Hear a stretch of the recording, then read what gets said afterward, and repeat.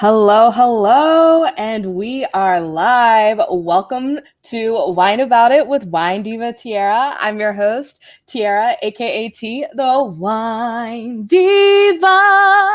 I am a wine consultant, a certified life and business coach, a Reiki master to be, and I love to show you how you can live your best life while enjoying a delicious glass of wine. So every Thursday, we go live and bring you a live podcast broadcast and feature some amazing, amazing people that are experts in their respective fields. And we try to educate you on many areas of life so you can, in fact, live your best life. So last week, we spoke with Jen Kohler about Reiki.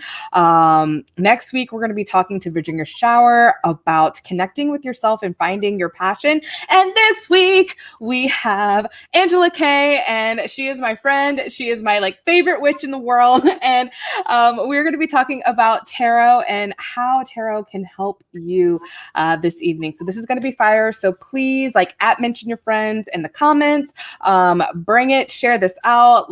Let's get this conversation going. And so, yeah, Angela, can you please introduce yourself? Tell us who you are and what it is that you do. Absolutely. Thank you for having me on again. It's always so much fun to come on and talk with you and your audience. And so my name is Angela Kaye. I go by the Creatrix online. I am a moon alchemist. That means that I help people leverage the moon in their life, in their business. I am a medium. I've been channeling there are different channels. So I've been channeling people who have passed, spirits, since I was 5 years old.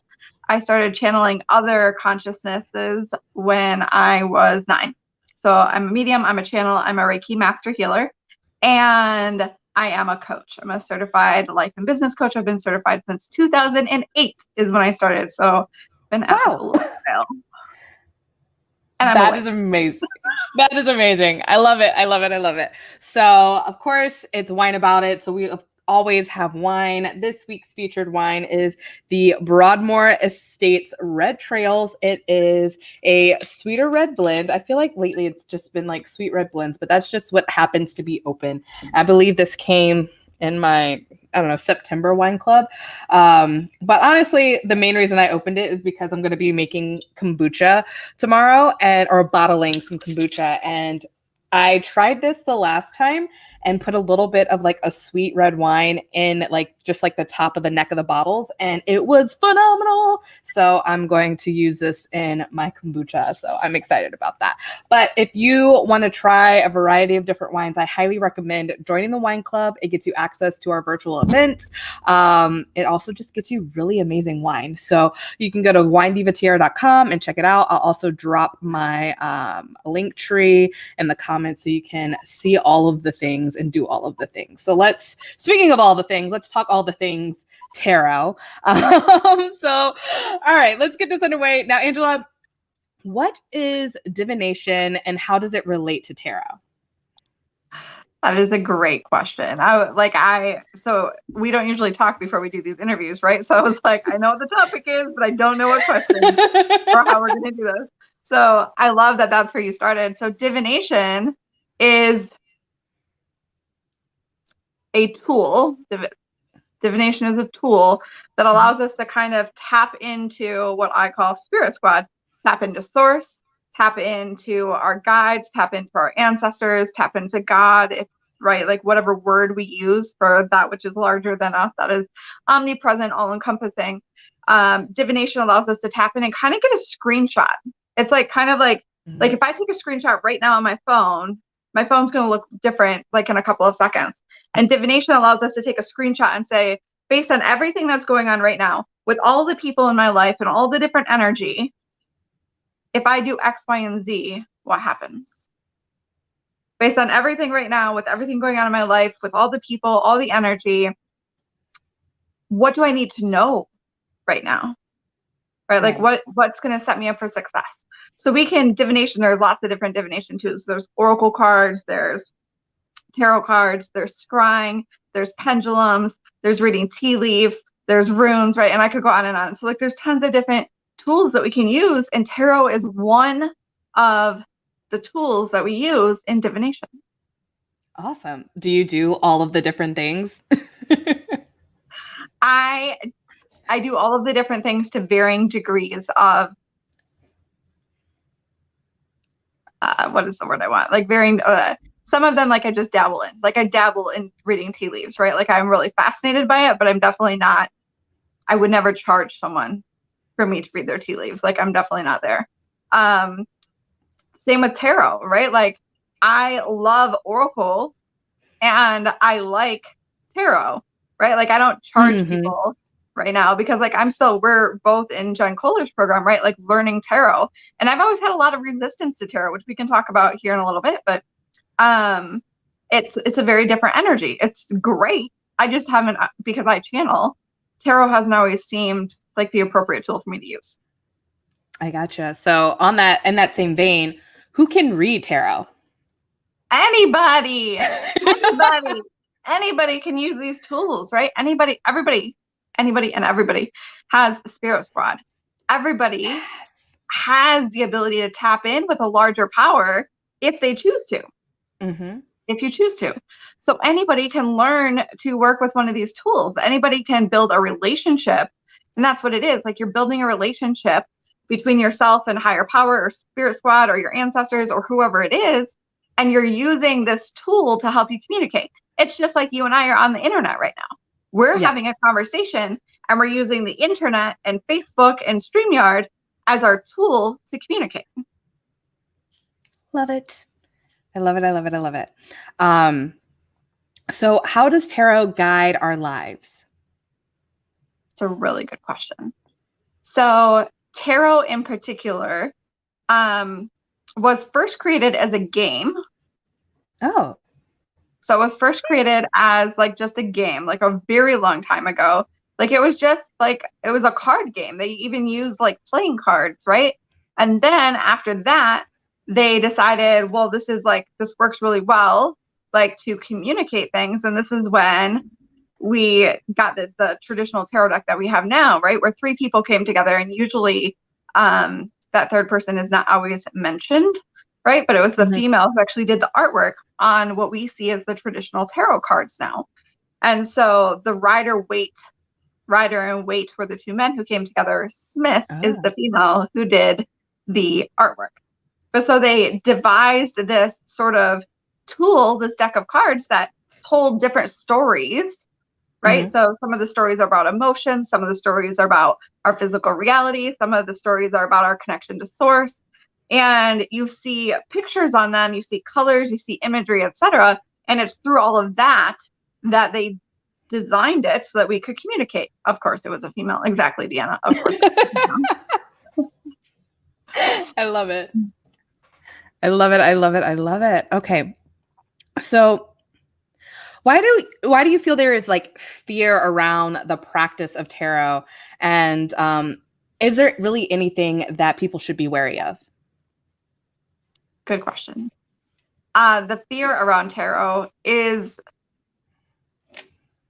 and you and I have talked about this in previous episodes, right? This fear that's been instilled in us from the church. And a lot of the fear around tarot comes from the church, because so if we go way back in history, pre-Christianity, pre-Catholicism, pre-Crusades, we all had a relationship with source energy.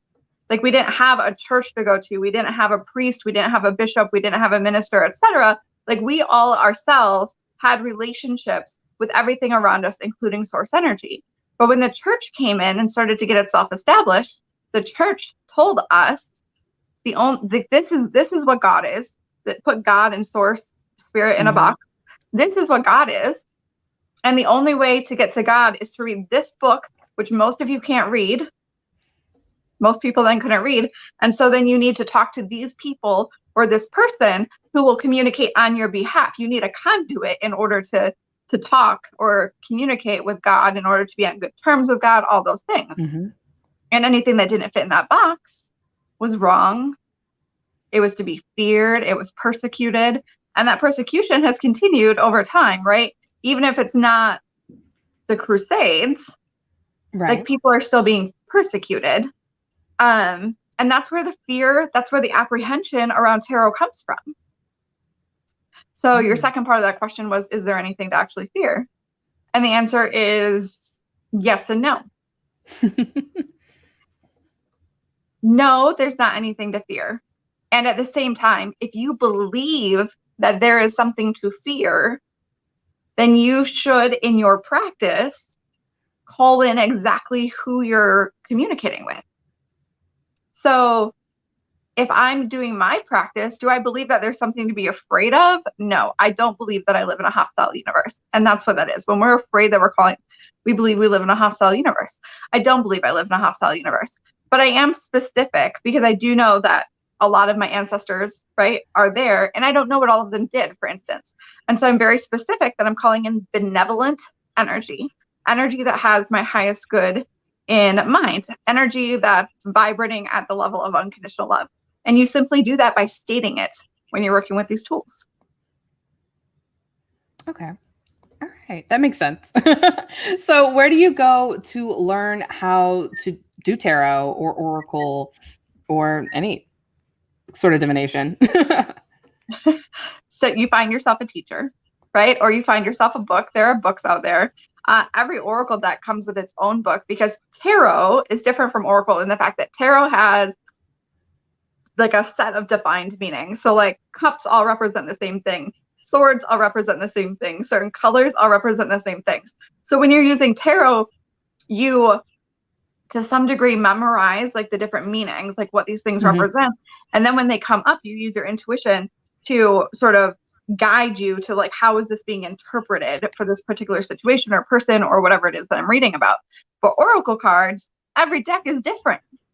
Every deck, right, has like, they're not using the same language of like symbols. And so they all have their own book. And so you can learn by like getting yourself a tarot book, right, and learning the meanings and then practicing. Practice is the key part, right?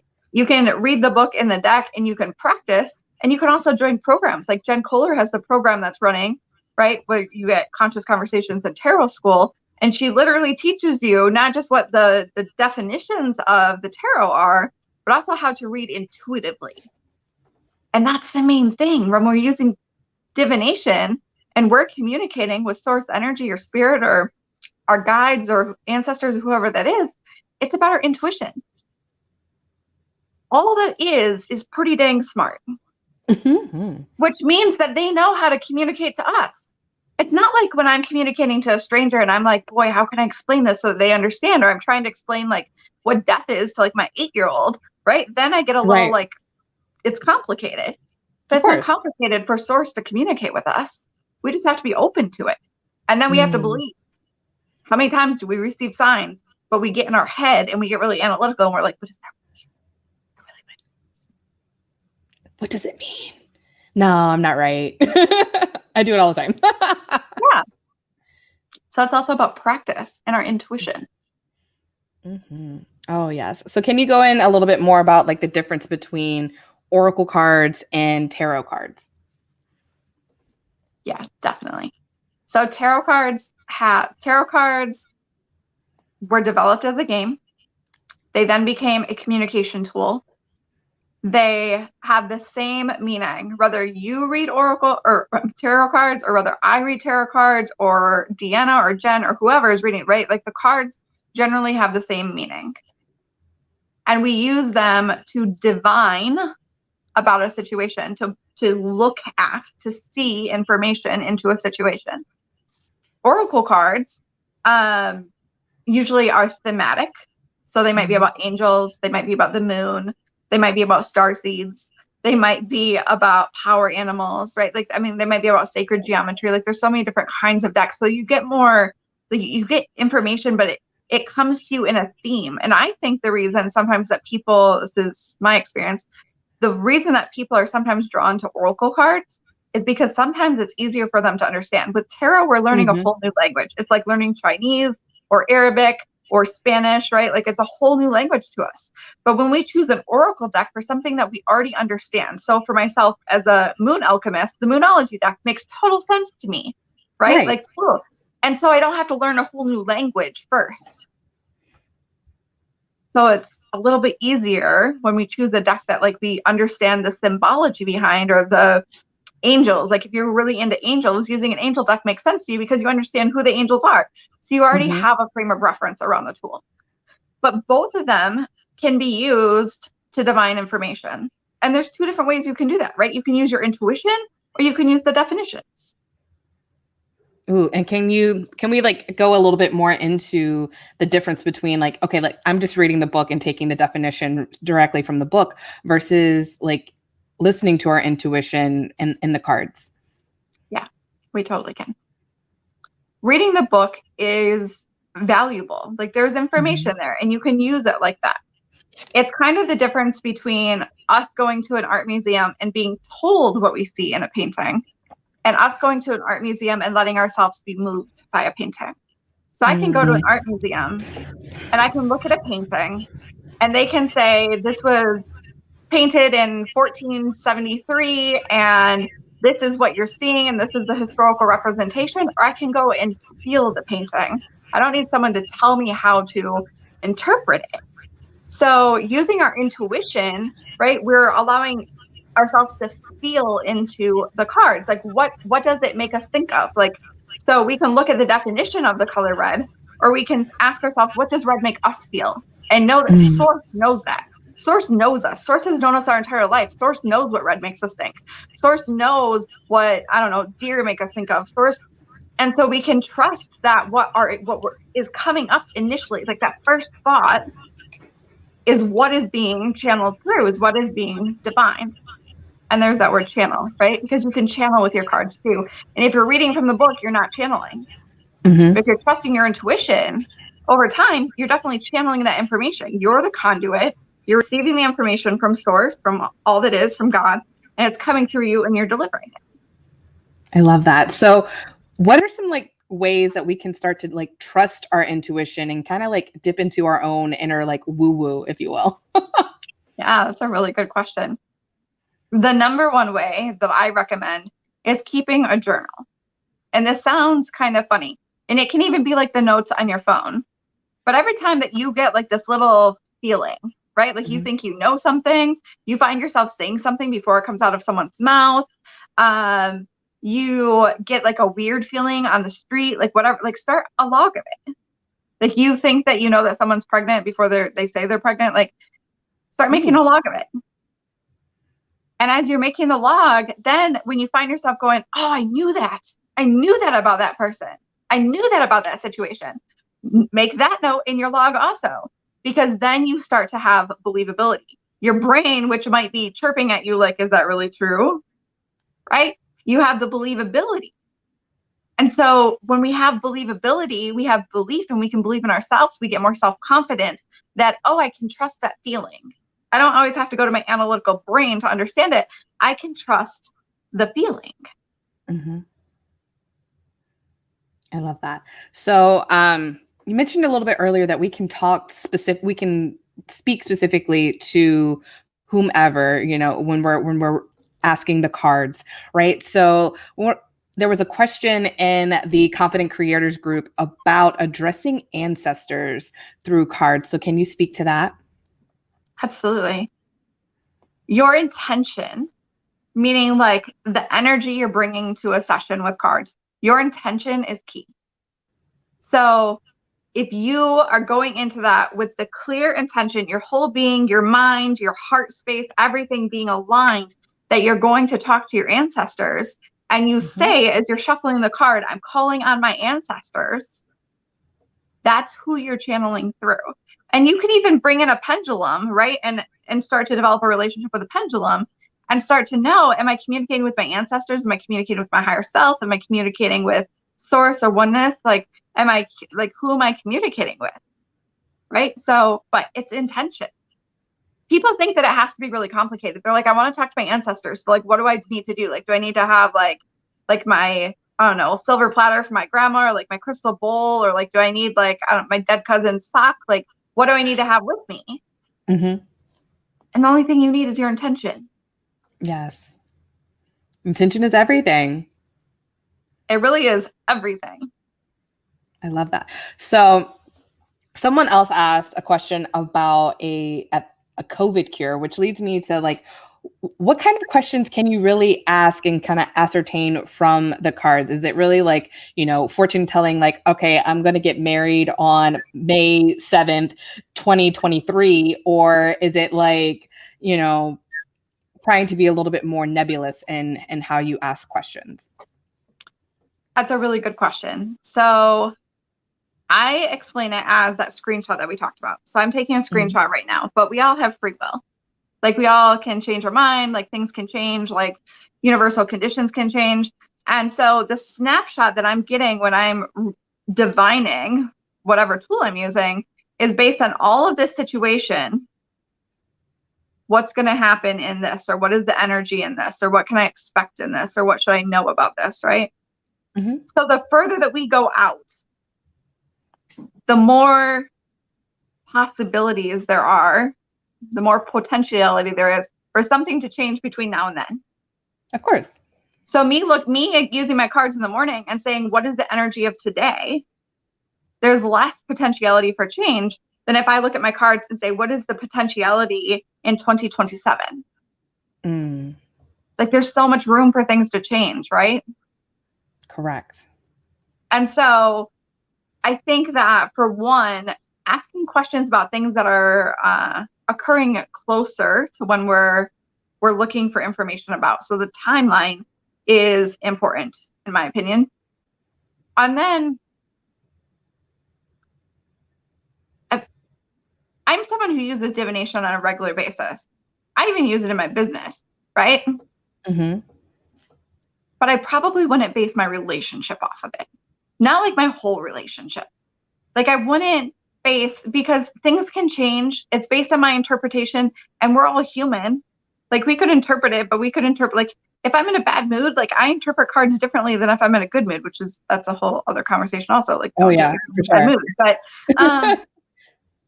But so because there's that interpretation, like I probably wouldn't use divination for things that are literally life and death. Mm-hmm. Like a COVID cure. Yes, for sure. That's a beautiful answer. I love that. I had a thought and it just like drifted away. Okay. Oh, and it came right back. I love that. So, because you talked about being in a different, like emotions can change how you interpret cards. So is there a better time of day to read? It's a really good question. So I read both in the morning and at night. In the morning, you're fresh. Yeah. Like you're fresh. Unless you had like a funky dream during the night, which happens to me once in a while, right? I think we've all probably had that experience where like we get in a fight with our partner and then we wake up and we're still in like that weird energy of like, I fought with you, but I didn't actually fight with you. So if that's the case, maybe we're not. Jay's been in trouble so many times. He's like, I don't even know what I did. I'm asleep. And I'm like, but you, in my dream.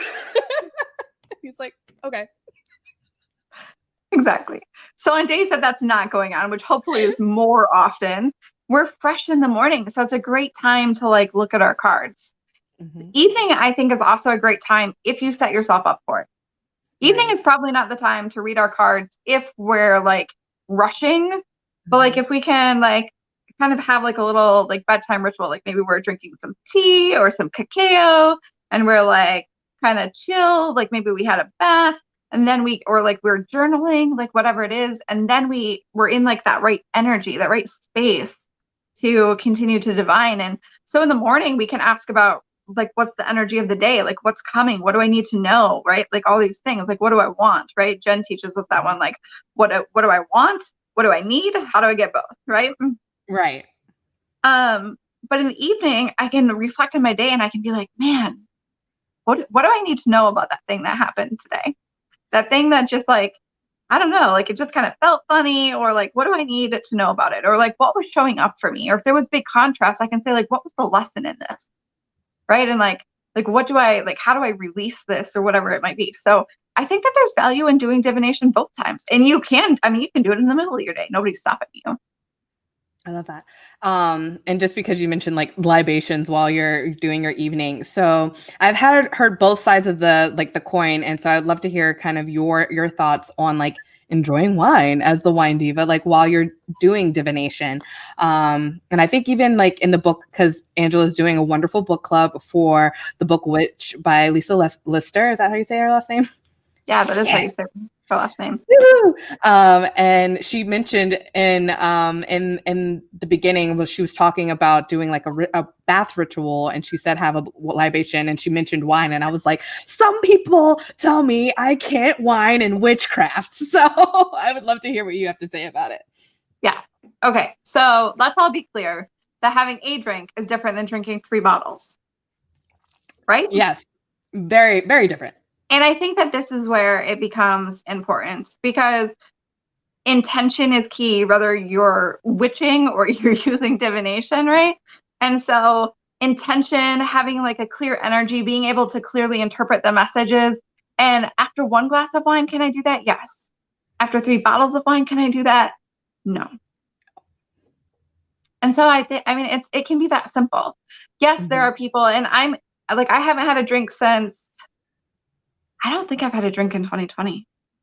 And granted, part of that was because I was sick, right? Like I was really sick for a large portion of that. But so since then, I've been like, I just don't have the desire really to have a drink. But it doesn't mean that I wouldn't have a drink.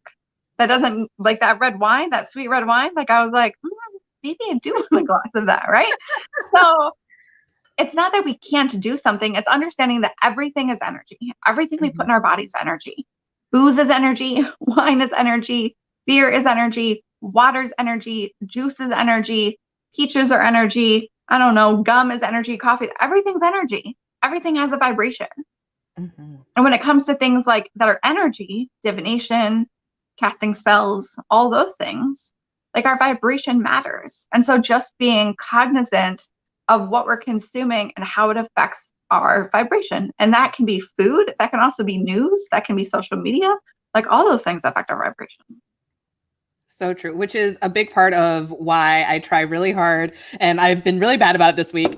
And that is like not looking at my phone before I like meditate or do my tarot, because I'm a morning card puller myself, and I will one day add it to my evening ritual. Needs a little help, but yes. So I totally believe that you need to like have a clear mind and not really like have as little outside influence when you are going to like get into the space where you want to try to like, communicate with source, God, spirits, and all of that.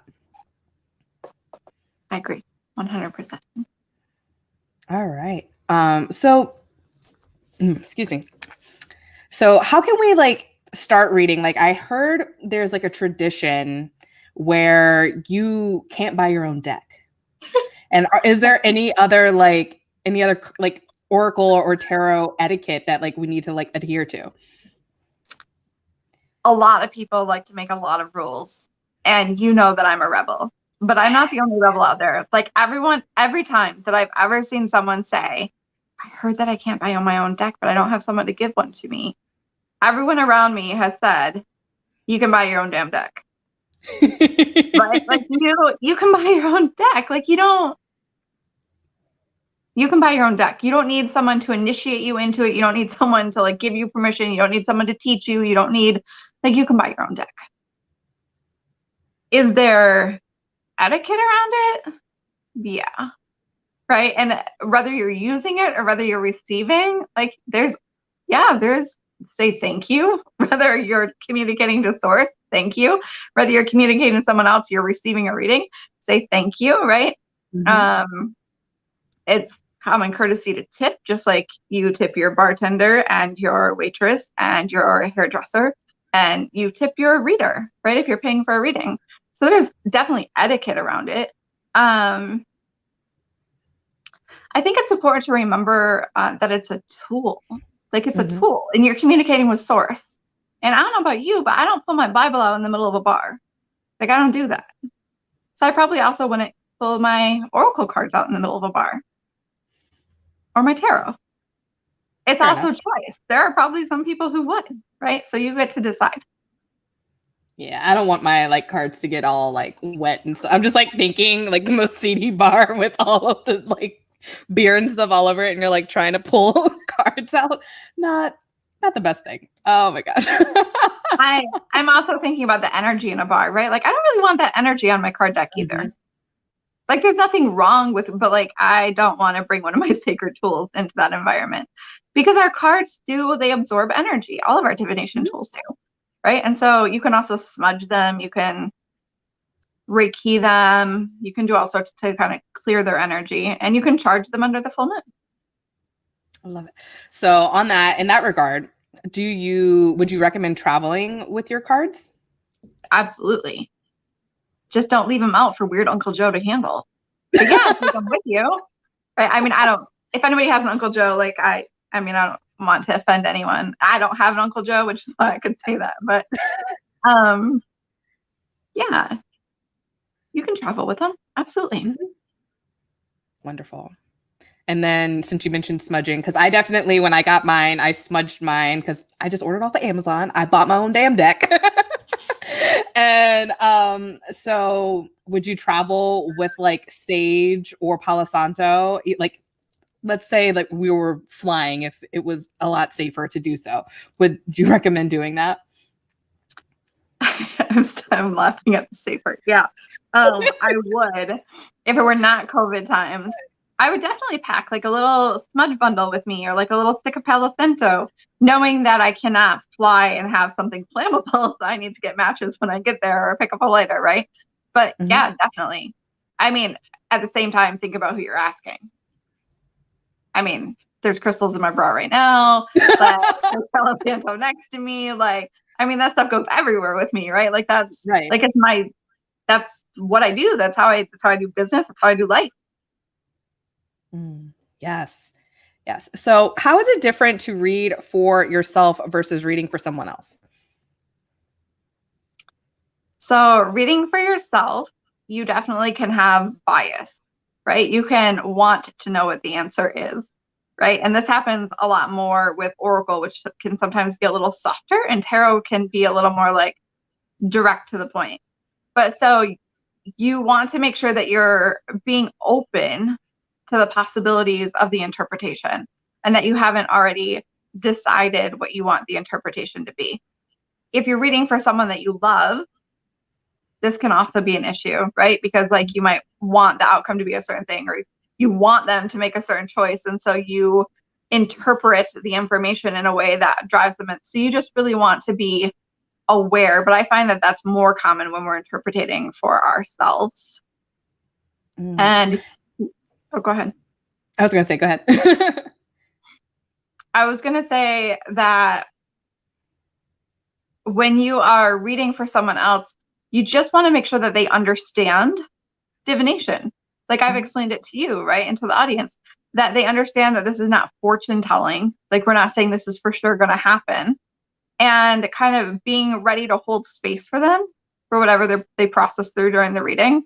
And to hold space if they're like, oh, I don't believe that. Because a lot of times we have resistance to the information that comes through. And then a couple of days later, we're like, oh, that was right. Yes. Actually, speaking of like a couple of days later, I feel like there are some times where you can pull a card and you've like interpreted it and you're like, that doesn't like fit what I was like looking for right now. But then like 2 days later, you're like, oh, that card, that's what it was talking about.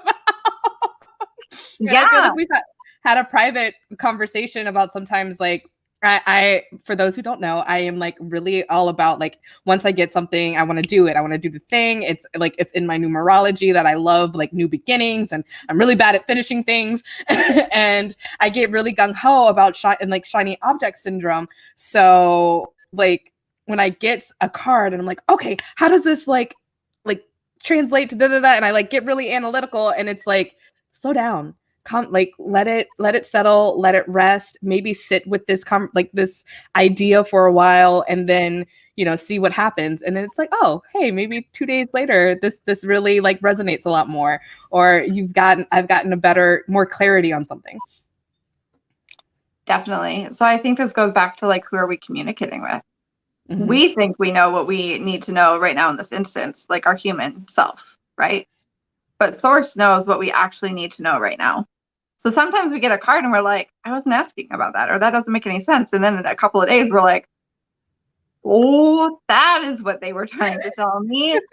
I get it now, mm-hmm. right? And there's all those memes on the online, right, of like our spirit squad, our guides, our ancestors, whatever, being like, for the 54th time. I think it's kind of like that. Yes, it's like, all right, I don't know why I keep pulling the same card. Why is it not clicking? So when do you know when it's the time to lay a card down? Like, you're shuffling. When do you know that, all right, stop, let's go? Yeah, great question. The way that I teach it, right, is that you find your own method. Experiment. Decide if you do it until one pops out. Decide if you shuffle 3 times and then you pull. Decide if you shuffle 3 times and then it's the top card. Decide if you shuffle 3 times and then you use your hand and just trust when you get to the right card and you pull it out. Like, figure out what feels good to you. You're the person drawing the cards. Figure out what feels good to you. Because again, you're channeling through, you're using source or your spirits or ancestors, right, to communicate information to you about a situation. So when you have a regular communication method, communication's easier. So it's easier for you to draw the right card that you're meant to draw if you have a practice, a way that you do it, and they know, oh, she's always going to draw the top card. She's always going to do this. She's always going to do that. Whereas if I'm doing something different every time, they're kind of like, is she going to get it? I don't know. I hope so. Fingers crossed. So just having a set rhythm is the best way to go about it. Love it. Yeah. Rika, girl, you live. There's no replay. And hey, Katie. Love it. So glad you're here. So any tips for owning cards? Yeah. Oh, first of all, when Crazy Uncle Joe comes over, put them away so that he's not handling them. So you don't have to clean them off later. Secondly, you don't need to worry about like no one ever, like I've heard people say like no one can touch your stuff. That's not true.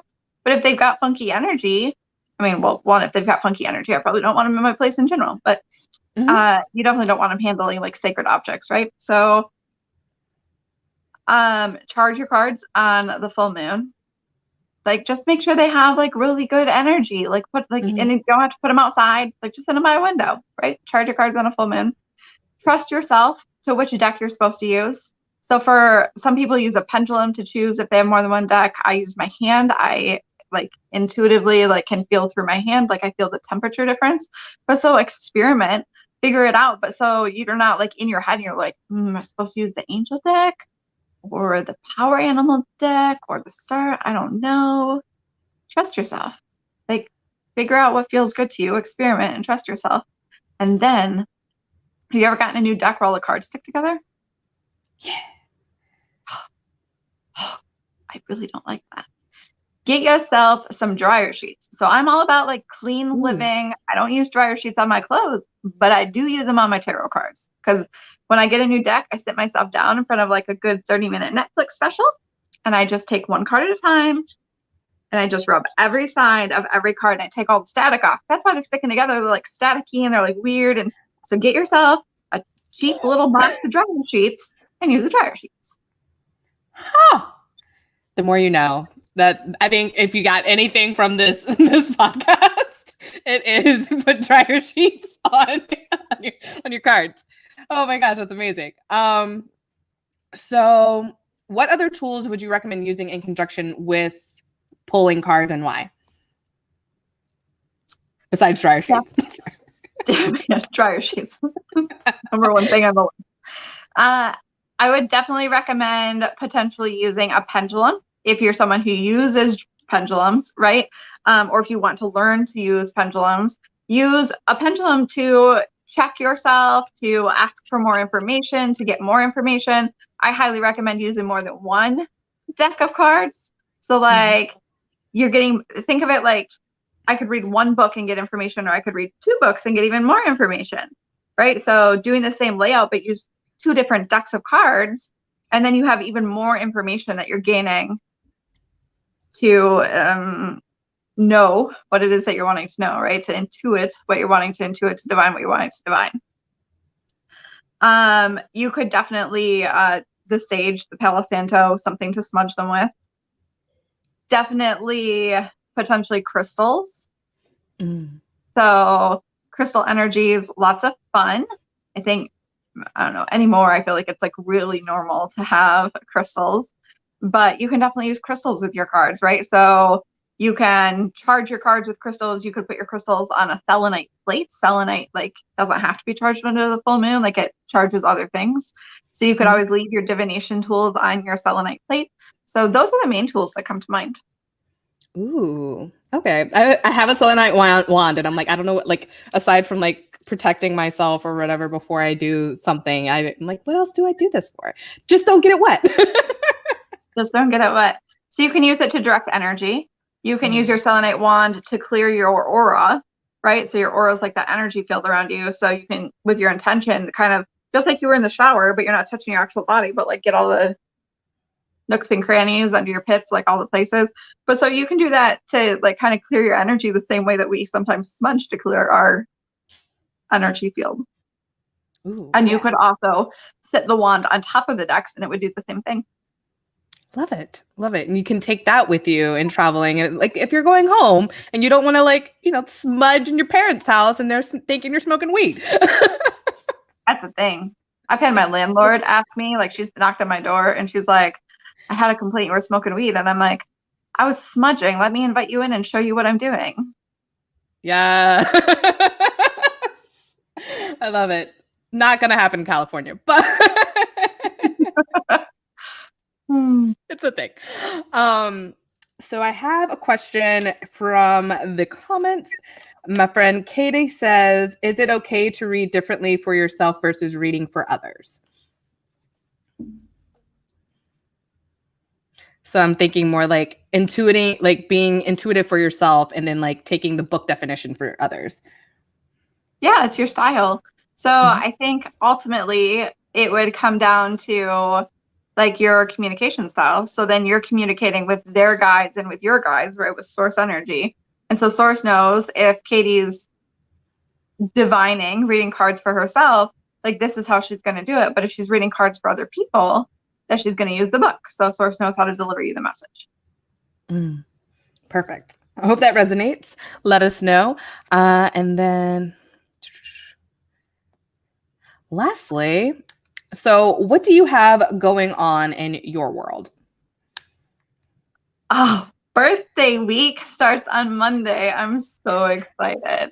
Yes! Oh my goodness, I'm so excited. So there's a lot of amazing opportunities, offers, crazy specials, right?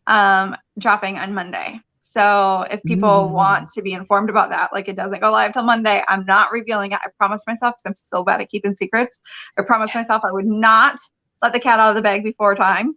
So, but you can definitely drop in that conversation box birthday week, and then I'll make sure that you get the link on Monday. And there's definitely something that involves divination. I'll let that out. Definitely something that involves divination. So say birthday week in that conversation box if you want all the goods from Miss Angela. All right. So how can our audience get in touch with you? My link tree is the best way to get in touch with me. My website will finally be live. So I've been kind of between websites because I've been redoing it. Thank you, Kyla Clapper, who's been helping me do that, right? So my website will be live on Monday, but my link tree will also always be there. So link tree is a great way to find like communities I'm in, like the co-op and Meditation for Mamas and more. It's a great way to find out what I'm doing. It's a great way, like if I have specials or if I'm collaborating with people. So Linktree is definitely the best way. Yes. Linktree is awesome. If you're not familiar with Linktree, it's a great space to just host all of the links for all of the things. So speaking of which, I'm going to drop my get all of the things Linktree as well, so you can get the Wine Diva awesomeness. Yes. And then we've mentioned, I'm just making sure that we've talked about all the things. So like for those of you who want to know a little bit more about tarot, you might want to like workshop it and do all the things. Both Angela and I are part of a community called the Heal Membership, run by Jen Kohler. She was who went live with me last week about Reiki. She's phenomenal at teaching and workshopping. We actually are workshopping tomorrow a new, what do you call it, layout, if you will, or what's the proper phrase? Huh? Spread. There we go. That's the word I'm looking for. For tarot. So you can use the traditional, like I have the Rider-Waite deck, which Rider-Waite Smith. Let's throw in the ladies front. Let's throw that in there. Deck. So that's like kind of your traditional basic deck, which a lot of people start with, but you can use whatever deck you want as a part of that community. And then, is there anything else that you want to talk about? I would just like to say you should definitely be in there with Jen. Like, it is an incredible space. She often, like as a bonus, she often goes live and does like a whole week forecast with tarot cards and numerology. Jen is a fabulous numerologist. She's a phenomenal. I waited 38 years until my soul found Jen to take Reiki school. I knew when I was 14 I was going to do it, and I waited till I was 38 to actually take Reiki school with her, which is also launching, I think, on Monday also. And you're signed up for that, aren't you? I am signed up. I am so ready. I can't even. I'm so excited. So if people want more information, I definitely have bonuses that I'm offering if you use my affiliate link to sign up for Jen's Reiki School. So you should definitely reach out to me about that. And if you're interested in like setting New Year intentions, like definitely pay attention during birthday week, because I'm launching a really big program to make sure you go into 2020 supported, aligned with your soul purpose, like all the things all lined up. So I'm super excited.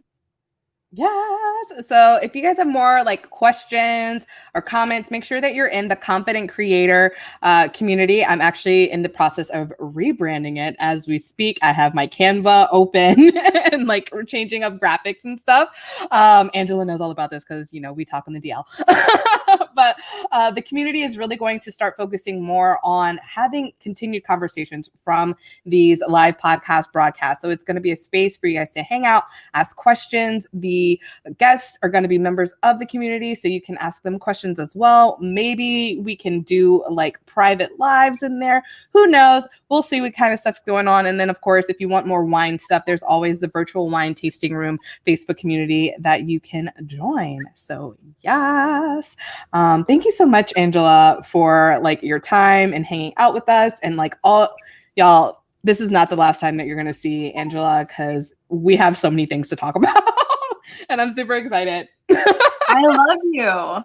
I love coming live and chatting with you and chatting with your audience. And I always appreciate it. It's always a great time. And so thank you. Thank you for having me on again. And I'm looking forward to next time. We've already started talking about topics. So I mean,